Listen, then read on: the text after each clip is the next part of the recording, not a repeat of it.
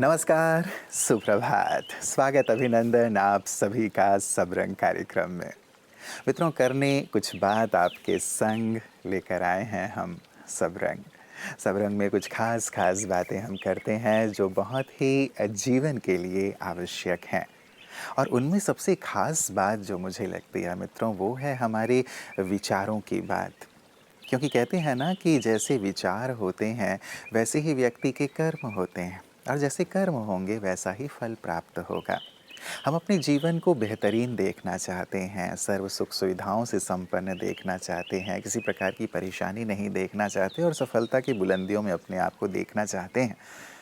और आधार है मित्रों हमारे विचार, हमारी सोच। जैसी सोच होगी, जैसे विचार होंगे, वैसे ही जीवन में कर्म होंगे, वैसा ही फल प्राप्त होगा और वैसी ही बुलंदी हमें हासिल होगी। तो सोच से ही अच्छे या बुरे कर्म होंगे, अच्छे या बुरे फल की हमें प्राप्ति होगी।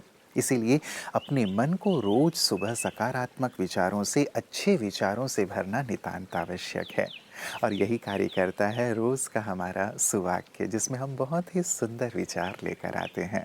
तो आइए देखें आज के सुंदर सुवाक्य में आपके लिए कौन सा खास विचार है। किसी ने ठीक कहा है, उम्र जाया कर दी दूसरों के वजूद में नुक्स निकालते निकालते। इतना खुद को तराशा होता तो फरिश्ता बन जाते। जीवन के अंदर दूसरों की कमियां निकालने में कभी कभी लोगों का बहुत सा समय चला जाता है। शायद पूरी उम्र भर दूसरों की कमियां देखते देखते लोग ये भी भूल जाते हैं कि शायद उन्होंने अपनी विशेषताओं को तराशा होता, अपने अंदर जो क्वालिटीज़ हैं उनको दूसरों की भलाई में उपयोग किया होता तो शायद वो फरिश्ता बन जाते जो दूसरों की मदद करते। तो आइए आज से हम अपने आप को ऐसा तराशें कि हम भी फरिश्ते बन जाएं, ऐसे देवदूत बन जाएं जो कि मुसीबत में दूसरों की हर समय मदद करते रहें। ओम शांति। भजन जैसे हम ईश्वर की याद में डूबकर करते हैं, वैसे ही भोजन भी हमें ईश्वर की याद में डूबकर ईश्वर के साथ करना चाहिए। जैसे भजन हमें हमारे मन के विकारों से मुक्त करता है, वैसे ही भोजन, सात्विक भोजन हमें हमारे तन की बीमारियों से मुक्त करता है। तो कितनी सुंदर एक राशि के साथ दोनों का संबंध है मित्रों।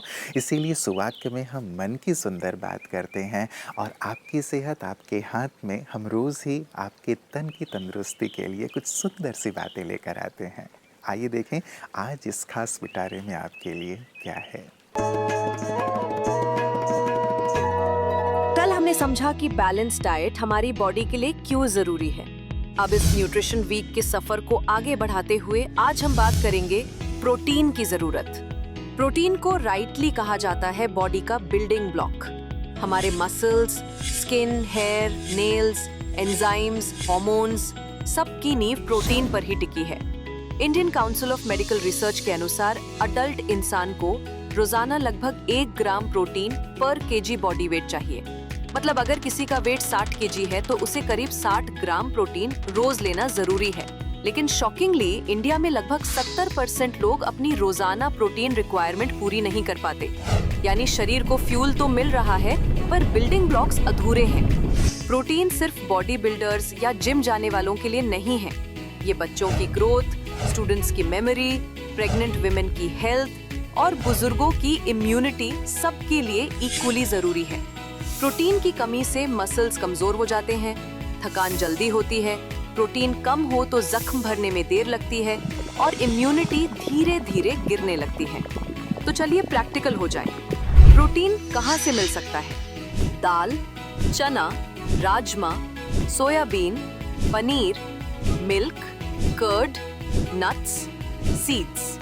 यानी अगर ध्यान से खाया जाए तो प्रोटीन की कमी होना नामुमकिन है। तो आज से ठान लीजिए, प्लेट में प्रोटीन की जगह हमेशा पक्की होनी चाहिए, क्योंकि प्रोटीन ही है असली ताकत का साथी जो जीवन को मजबूती देता है।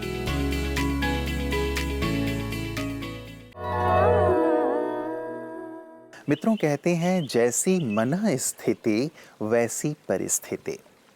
परिस्थितियां हर एक के सामने आती है, लेकिन एक ही परिस्थिति दो अलग अलग लोगों के सामने जो सेम है, लेकिन मन स्थिति अलग अलग होने के कारण दोनों उसे अलग अलग ढंग से हैंडल करते हैं। एक उसमें पैनिक हो सकता है, घबरा सकता है, विचलित हो सकता है, तो दूसरा उसी परिस्थिति को बहुत सहजता और सरलता से पार कर लेता है।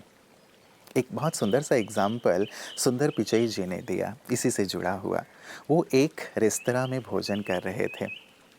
अचानक वहाँ कुछ जो लड़कियाँ बैठी हुई थीं बगल के टेबल पे, वो ज़ोर ज़ोर से चिल्लाने लगीं और बहुत ही पैनिक हो गईं। तो देखा गया कि उनके टेबल के पास एक कॉकरोच आ गया था। उसे देख कर के वो बहुत ज़्यादा पैनिक हो गई थी, बहुत ज़्यादा घबरा गई थीं। पूरा ही रेस्तरां जो था उनकी ओर देखने लगा था, लोग जो बैठे हुए थे। वेटर आया, बहुत ही शांत भाव से उस कॉकरोच को उठाया और ले जा कर के बाहर छोड़ के आ गया। अब इसे आप क्या कहेंगे? मन स्थिति जिसकी जैसी है उसके अनुसार परिस्थिति में वो रिएक्ट करता है या रिस्पॉन्ड करता है। परिस्थिति एक ही थी, कॉकरोच एक ही था, लेकिन दो लोग अलग अलग तरीके से उसे एक रिएक्ट कर रहा है, दूसरा रिस्पॉन्ड कर रहा है। तो मित्रों, अपनी मन स्थिति को हमें बहुत शक्तिशाली बनाने की आवश्यकता है, सकारात्मक बनाने की आवश्यकता है। मन जितना शक्तिशाली होगा, परिस्थितियाँ उतनी ही हमारे लिए सहज, सरल और खेल बन जाएंगी।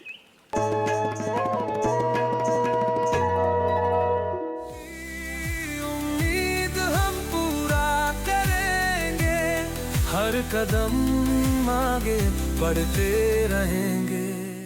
सर, यहाँ पर तादाद बहुत ज़्यादा है जानने की कि आजकल सब अच्छा बनना चाहते हैं। हमने ये तो देख लिया कि लुकिंग गुड कितना अच्छा है, उसके बाद फीलिंग गुड कैसे करना है, लेकिन जब अच्छा बनने की बात आती है तो सबसे पहले तो मैं यही पूछना चाहूँगी कि अच्छा बनना यानी क्या? ओके, ओम शांति and good morning, good morning, good afternoon, good evening, good night, very good. अच्छा, हम लोग ये शब्द पूरे दिन में कितनी बार यूज करते हैं, लेकिन प्रश्न तो ये उठता है बच्चों कि हर दिन मॉर्निंग होता है, हर दिन आफ्टरनून, इवनिंग, नाइट होता है, लेकिन वो morning, afternoon, evening, night good कैसे बनता है? When we ourselves are very very good, right? अच्छा, बच्चों को जब टीचर गुड देती है तो क्या होता है? आपके चेहरे पर 32 बिना का स्माइल आ जाता है, करेक्ट? लेकिन धीरे धीरे गुड से आप बेटर बनते हैं, then you become the best, ठीक है? अच्छा, अगर मैं बच्चों आपसे पूछूंगा which is the best actor you like, तो क्या जवाब देंगे? Which is the best actor. अच्छा, अगर मैं ये कहूं कि आज हमारे इस हम होंगे कामयाब के सेट में निखिल जी, अगर आमिर खान आ जाए तो कैसा लगेगा? वाओ, बहुत अच्छा लगेगा, because he is one of the best actor, ठीक है? अच्छा, अगर मैं आपसे पूछूं कि हमारे सेट हम होंगे कामयाब में अगर डॉक्टर कलाम आ जाए तो कैसा लगेगा? वाओ, आपको बहुत बहुत अच्छा लगेगा, राइट ना? इसे बीइंग गुड के लिए बच्चों हमारे पास 3 चीजें बहुत बहुत इंपॉर्टेंट है, राइट? हम बीइंग गुड कैसे बने? बीइंग गुड तब हम बन सकते हैं जब when there is goodness in our thoughts, in our words and in our actions. बच्चे, हम गुड तभी बनेंगे जब हमारे मन में, हमारे विचारों में, हमारे वाचा में अर्थात हमारे बोल में और हमारे कर्मणा में जब दिव्यता आती है, when the divinity comes in our life, automatically we become good. आप सभी बच्चों को समझ में आया कि जब हम गुड बनने लगते हैं तो हमारा morning, afternoon, evening, night automatically becomes good, right?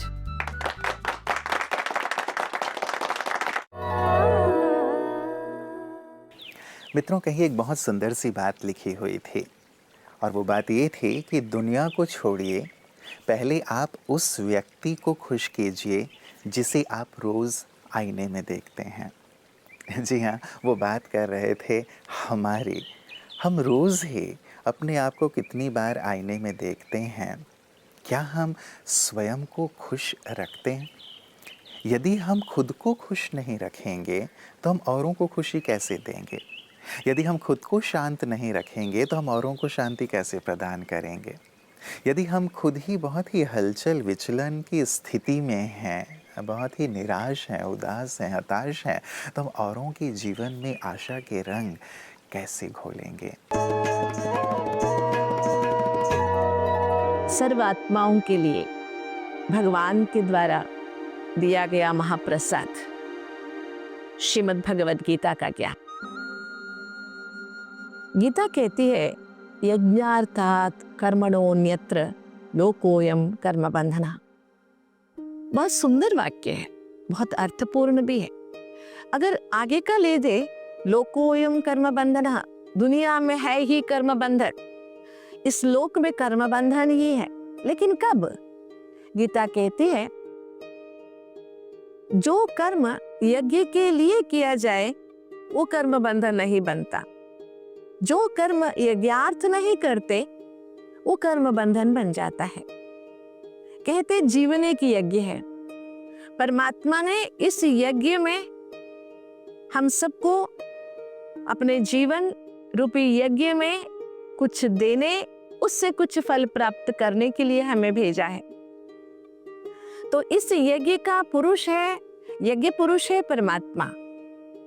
इस महान जीवन यज्ञ में यज्ञ पुरुष परमात्मा को याद करते हुए, उसके बताए हुए रास्ते में चलते हुए अगर हम कर्म करते हैं तो यज्ञेश्वर जिसको कहते हैं, यज्ञ का स्थापक जिसको कहते हैं, जिसको यज्ञ पुरुष कहते हैं, उस परमात्मा को, निराकार को, ज्योतिष स्वरूप को याद करते हुए अगर हम कर्म करते हैं तो वो कर्म बंधन नहीं बनता। अगर उस परमात्मा को भूलकर, अहंकार में आकर, स्वार्थ में आकर, फल की आसक्ति में आकर अगर हम कर्म करते हैं तो वो कर्म बंधन बन जाता है। तो हम सभी को समझ में आ गया इतने जन्मों से हमारा कर्म बंधन क्यों बना, क्योंकि जो भी हम कर्म किए स्वार्थ से किए। तो चलिए परमार्थ से कर्म करेंगे और कर्म बंधन से मुक्त हो जाएंगे। मित्रों, कहीं मैंने एक बात पढ़ी थी और वो बात ये थी, मन को खुशी में डुबो देने वाली, खुशी में झुमा देने वाली थी।